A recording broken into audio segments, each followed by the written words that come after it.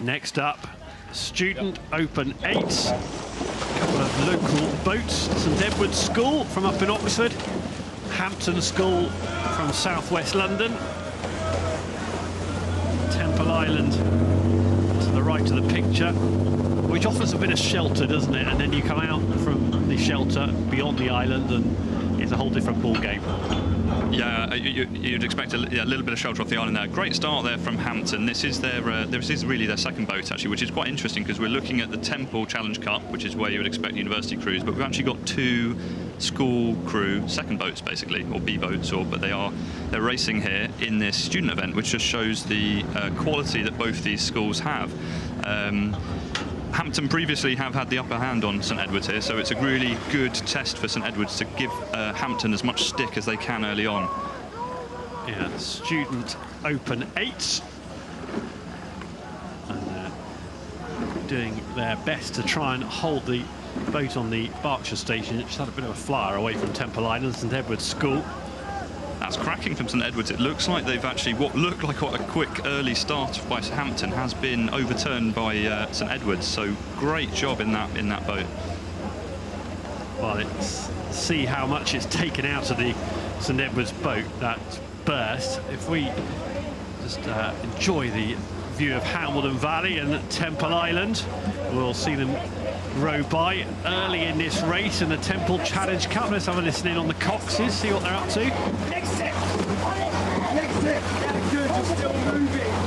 Oh, that sounds very quietly confident there. It's good, still moving, and they're good. It's good. They've got it reaching out towards a length here of margin here, which is fantastic. Both coxes 17 years old. Alexander Brown was nearest the camera as they went past. You can see in the cornflower blue and gold of St Edward's School, Alexander Brown, the cox in that boat, and Aaron Datta of Hampton School in the yellow and black.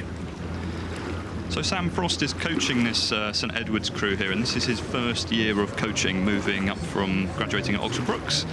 So very much excited to be taking on the role. I met him this morning for the first time, so there we are in the boat tent. He was quiet, confident, seemed a short sort of a guy. Yeah, but he was playing himself as the underdog, but they look like they've got a good control on this race now, doesn't they? One of his coaching phrases that he likes to use quite repetitively is just keep it long and loose, and I think that's paid very well for this crew here. They are very relaxed, and they've got a good margin here on Hampton, who have previously been topping them in the previous results, so they've overturned form here, which is good going. He was with in part of that coaching team at St Edward's, GB rowing legend Tasha Page, yes. Now Tasha Townsend, 2012 Olympic Games and all that. She's part of that St Edward's School coaching team as well. All behind with Johnny Singfield coaching the top 8 as well in the Princess Elizabeth. So they've got a good team looking after their rowers, and it's certainly paying dividends at the minute, isn't it? That's such an impressive lead. St Edward's School on the left of the picture there, and they are trying to get back into it here. Hampton School, you can see the yellow, they were giving it a push, and they will sense that their time is running out at this Henley Royal Regatta. Hampton School have been undone by St Edward's School, who were really good in the first half mile of the race.